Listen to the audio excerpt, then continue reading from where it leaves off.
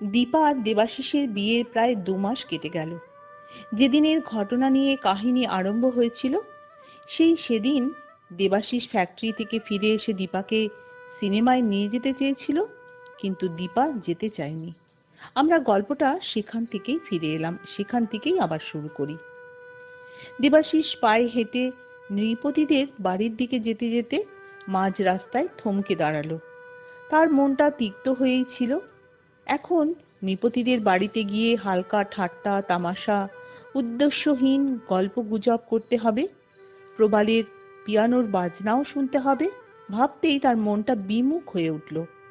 অনেকদিন পড়াশোনা করা হয়নি, অথচ তার যে কাজ, তাতে রসায়ন ও পদার্থবিদ্যা সম্পর্কে পৃথিবীর কোথায় কি কাজ হচ্ছে সে বিষয়ে ওয়াকিবহাল থাকতেই হয়। তার কাছে কয়েকটা বিলিতি বিজ্ঞাপন পত্রিকা নিয়মিত আসে, কিন্তু গত 2 মাস তাদের মোড়ক পর্যন্ত খোলা হয়নি। দেবাশিস আবার বাড়ি ফিরে চলল। আজ আর আড্ডা নয়, আগের মতো সন্ধ্যেটা পড়াশোনা করেই কাটাবে। দীপা রেডিও চালিয়ে চোখ বুজে আরাম করে চেয়ারে বসেছিল। দেবাশিসকে ফিরে আসতে দেখে রেডিও বন্ধ করে উঠে দাঁড়ালো। উদ্বিগ্ন প্রশ্ন ভরা চোখে তার পানে চাইল। দেবাশিস যথাসম্ভব সহজ গলায় বলল, ফিরে এলাম, অনেকদিন পড়াশোনা করা হয়নি, আজ একটু পড়ব। টেলিফোন টেবিলের নিচে একটা বিলিতি পত্রিকাগুলো জমা হয়েছিল। দেবাশিস সেগুলো নিয়ে নিজের ঘরে চলে গেল। সেখানে পত্রিকার মোড়ক খুলে তারিখ অনুযায়ী সাজালো। তারপর বিছানায় শুয়ে পিঠের নিচে বালিশ দিয়ে পড়তে আরম্ভ করলো। ও ঘরে দীপা আস্তে আস্তে জানলার সামনে গিয়ে দাঁড়ালো। গ্রীষ্মের সন্ধ্যা দ্রুত নিবিড় হয়ে আসছে। পদ্মলোচন বাগানে জল দিচ্ছে। আজ দীপা বাগানে যায়নি। বিকেলবেলা সে সিনেমার যাবার প্রস্তাব প্রত্যাখ্যান করার পর দেবাশিস আহত লাঞ্ছিত মুখে চলে গেল। দীপার মনটাও যেন কেমন হয়ে গেল। যত দিন যাচ্ছে তার জীবন যেমন জট পাকিয়ে যাচ্ছে। মনে হয় আর কোনোদিনই এই জট ছাড়ানো যাবে না। মনের মধ্যে একটা নতুন সমস্যা জন্ম নিয়েছে, তার কোনো সমাধান নেই। বাইরে অন্ধকার হয়ে গেছে। পদ্মলোচন বাগানের কাজ শেষ করে চলে গেল। দীপা তখন জানলা থেকে ফিরে নিঃশব্দে দেবাশিসের ঘরের দিকে গেল। দেবাশিস তখন আলো জ্বেলেছে। বিছানায় বালিশে ঠ্যাসান দিয়ে সেই পড়ায় নিমগ্ন। দীপা কিছুক্ষণ দড়ির কাছে দাঁড়িয়ে থেকে আস্তে আস্তে ঘরে ঢুকল, কিন্তু দেবাশিস তাকে দেখতে পেল না। দীপা তখন একেবারে খাটের পাশে গিয়ে দাঁড়ালো। দেবাশিস চমকে চোখ তুলল। দীপা বলল, চা খাবে? দেবাশিস একটু হাসল। দীপা বিকেল বেলার রূঢ়তার জন্য অনুতপ্ত হয়েছে। সে বলল, তুমি যদি খাও আমিও খাবো, এক্ষুনি আনছি।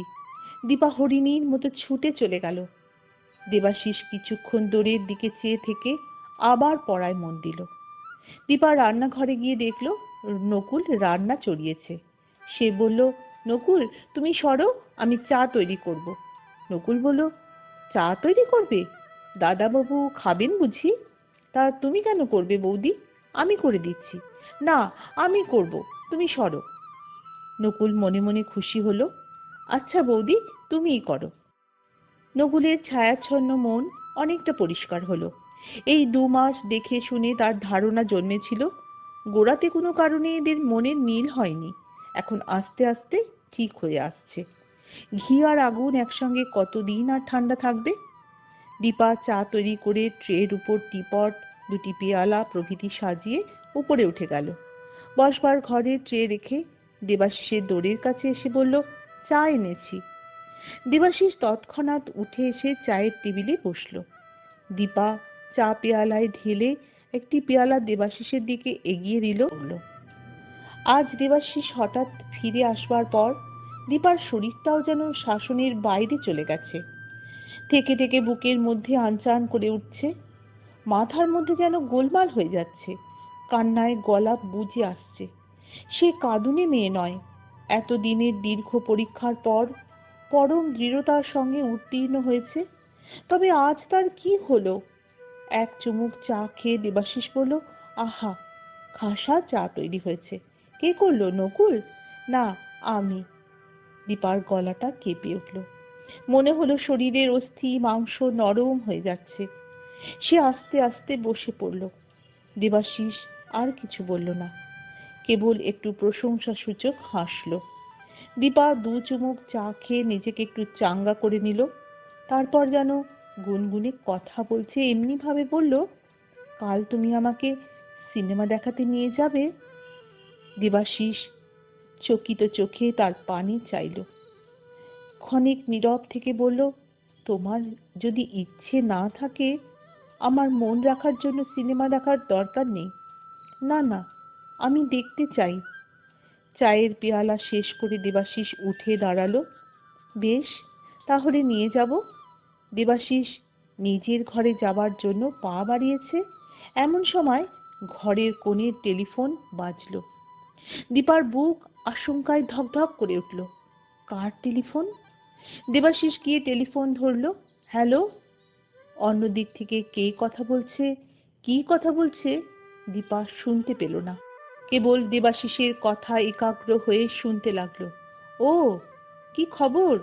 না, আজ বাড়িতেই আছি। না না, শরীর ভালো আছে এখনো। ও আচ্ছা, বুঝেছি, আমি যাচ্ছি না। কষ্ট কিসের? আচ্ছা। টেলিফোন নামিয়ে রেখে দেবাশিস কবজির ঘড়ির দিকে তাকালো। 8টা বেজে গেছে। আমাকে একবার বেরোতে হবে, হেঁটেই যাব। আধ ঘন্টার মধ্যেই ফিরে আসব। সে বেরিয়ে গেল। দীপা কোনো প্রশ্ন করল না। সে জানতেই পারল না দেবাশিস কোথায় যাচ্ছে। একলা বসে বসে ভাবতে লাগলো, কে দেবাশিসকে ফোন করেছিল? দেবাশিস আধ ঘন্টার মধ্যে ফিরল না।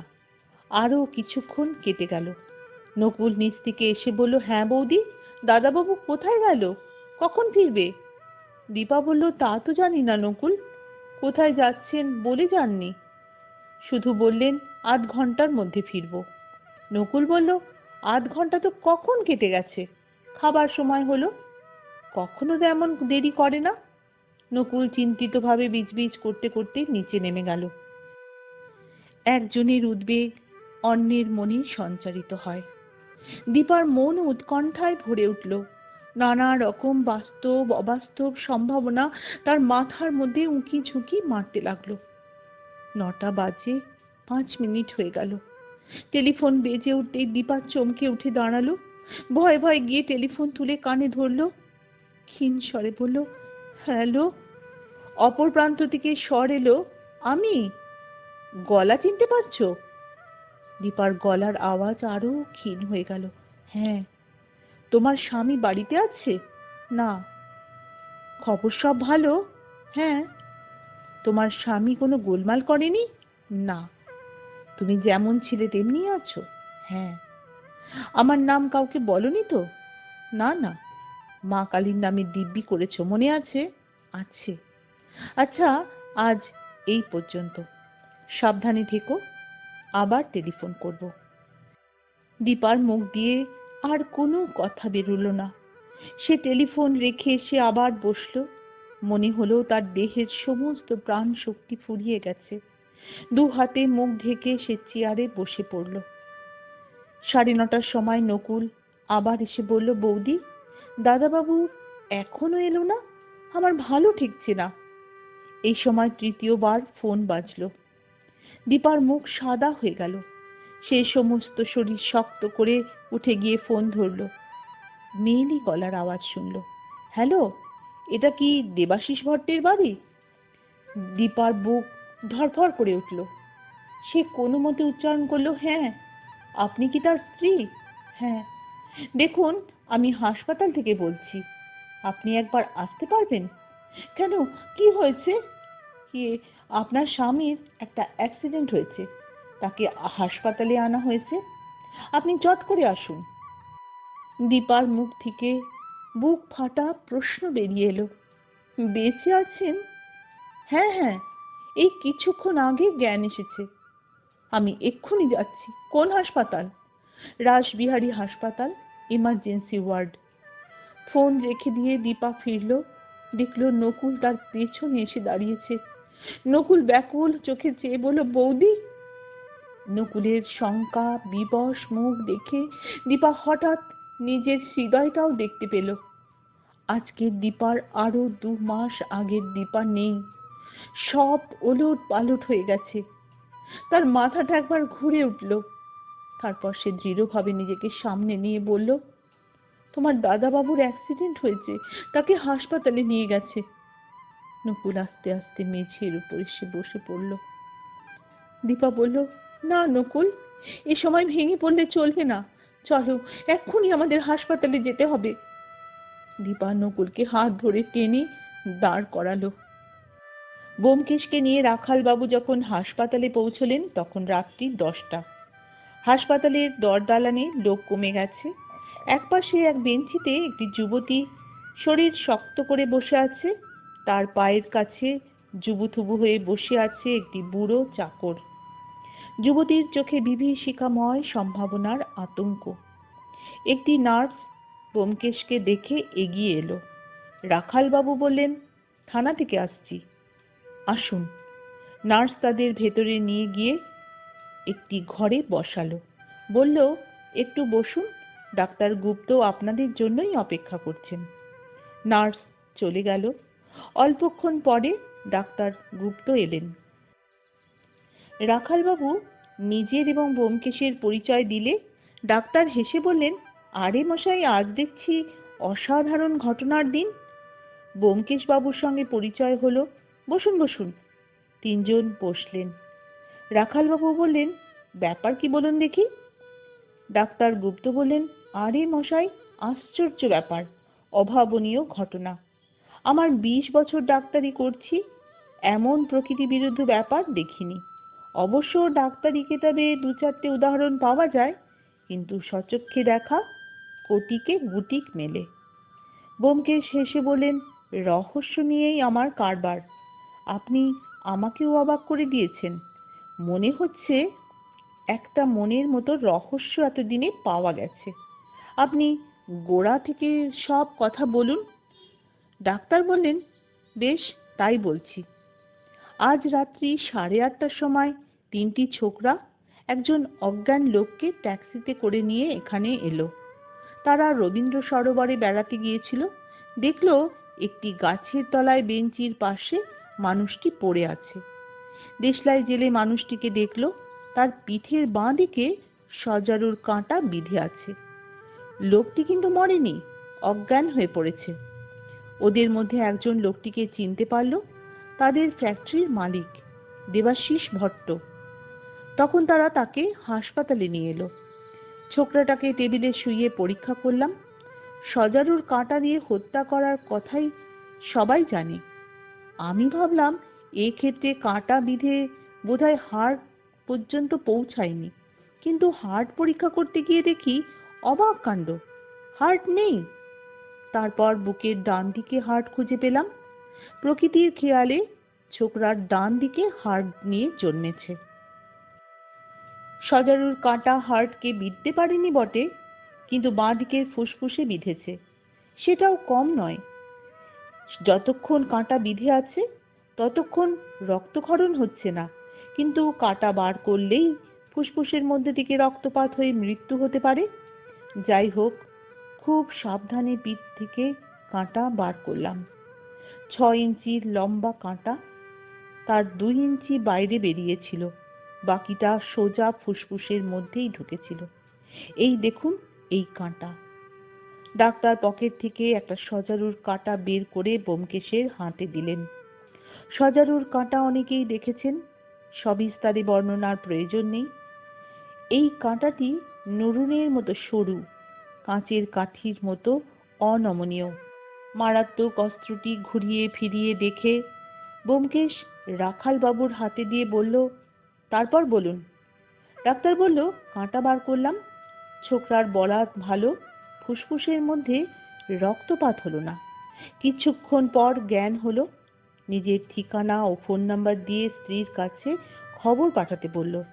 তারপর তাকে ওষুধ দিয়ে ঘুম পাড়ালাম। যখন স্ত্রী এলো তখনও ঘুমোচ্ছে। ব্যোমকেশ বলল, বাইরে একটি মেয়ে বসে আছে, সেই কি? ডাক্তার বলল, হ্যাঁ, দেবাশিসের স্ত্রী। ও স্বামীর কাছে থাকতে চায়, কিন্তু এখন তো তা সম্ভব নয়। ওকে বললাম বাড়ি ফিরে যাও, কিন্তু ও যাবে না। ওকে স্বামীর কাছে যেতে দেওয়া হয়েছিল। একবার ঘরে গিয়ে স্বামীকে দেখে এসেছে। আমরা আশ্বাস দিয়েছি আশঙ্কার বিশেষ কিছু নেই, তুমি বাড়ি যাও, কাল সকালে আবার এসো। কিন্তু ও কিছুতেই যাবে না। ব্যোমকেশ উঠবার উপক্রম করে বলল, আচ্ছা, আমি একবার চেষ্টা করে দেখি। ডাক্তার বলল, বেশ তো, দেখুন না। কিন্তু একটা কথা, ওর স্বামীকে কেউ খুন করবার চেষ্টা করেছিল এই কথা ওকে বলা হয়নি। বলা হয়েছে অ্যাক্সিডেন্টে বুকে চোট লেগেছে। আপনারাও তাই বলবেন। মেয়েটি এমনিতেই শক পেয়েছে, ও কথা শুনলে আরো বেশি শক পাবে। না, বলবো না। রাখালবাবু বললেন, সজারুর কাঁটা আমি রাখলাম। এই নিয়ে 4টে হলো। সজারুর কাঁটা দিয়ে দেবাশিসকে কে খুন করতে চেয়েছিল? রাতের অন্ধকারে ফোন করে তাকে কে ডেকে নিয়েছিল রবীন্দ্র সরোবরে? জানতে হলে বন্ধুরা আমার আগামীকালের 10ম পর্বের সজারুর কাঁটা গল্প পাঠ শুনতে হবে। ততক্ষণ তোমরা শুনতে থাকো আজকের আমার 9ম পর্বের গল্প। তোমরা আমার সাথে এতক্ষণ বসে গল্প শোনার জন্য তোমাদের অসংখ্য অসংখ্য ধন্যবাদ এবং অনেক অনেক ভালোবাসা।